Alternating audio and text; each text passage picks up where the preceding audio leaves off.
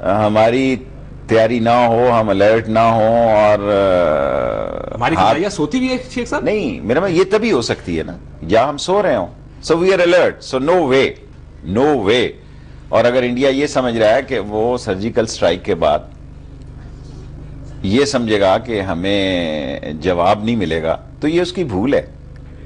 نہ وہ امریکہ ہے کہ وہ ڈرونز کے ذریعے فاٹا پہ حملہ کر سکتا ہے، یا وہ یہ سمجھ لے کہ جو جیسا فاٹا میں ہماری بے بسی ہے یہاں بھی ہم بے بس ہیں. یہ بہت، میں کل آپ کے ہی ایک پی جے کے پروگرام میں اس وقت تھا جب میں لاہور کی سڑکوں سے باہر نکلا تو بلیو می لوگ گاڑی، میں نے چھتیں نہیں دیکھی، میں نے گاڑیوں پہ روک کے لوگوں کو نعرے، باہر نکل کے نعرے لگاتے تھے جب جہاز ہوا میں تھے. رائٹ.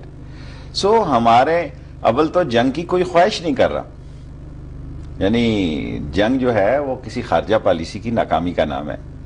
لیکن اگر کوئی یہ سمجھ رہا ہے کہ وہ ہمیں روند کے گزر جائے گا، ہم کوئی افغانستان ہیں، ہم کوئی بھیڑ بکریاں ہیں، یا ہم کوئی کیڑے مکوڑے ہیں، ہم ایک زندہ قوم ہے، مسائل میں گھری ہوئی ضرور ہیں، اور یہ نہ ہو مسائل سارے کا غصہ ان پہ نکل جائے یا ان کے سارے مسائل کا غصہ ہمارے پہ نہ نکل جائے. یہ دوسری صورت ہے جو ہو سکتی ہے. ان کا اتنا بڑا پرابلم، اگر وہ بی جے پی سے ڈرے بیٹھے ہیں تو کوئی اتنا سٹیٹس کا ان کا رزلٹ جو ہے وہ برا نہیں آیا.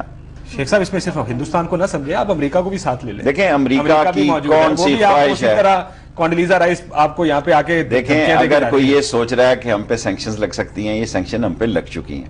نمبر 1.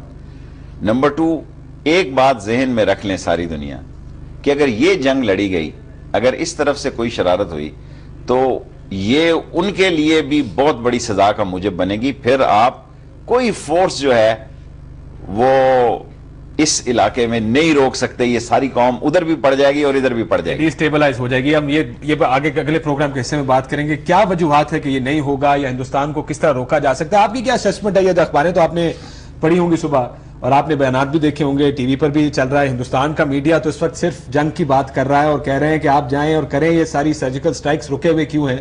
ہندوستان کی بیانات مکھرجی صاحب کے، وہ کہتے ہیں کہ جی اگر بین الاقوامی برادری نے نہ کیا تو ہم خود کریں گے.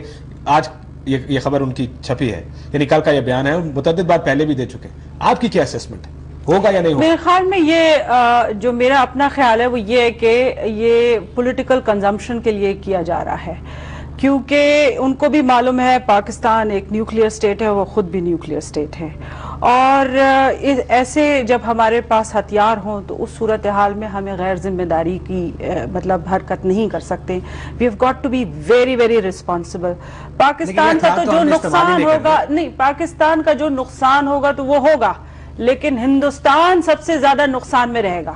بھارت اگر یہ سوچ رہا ہے کہ وہ ہم پر اٹیک کرے گا and they will get away with it, know.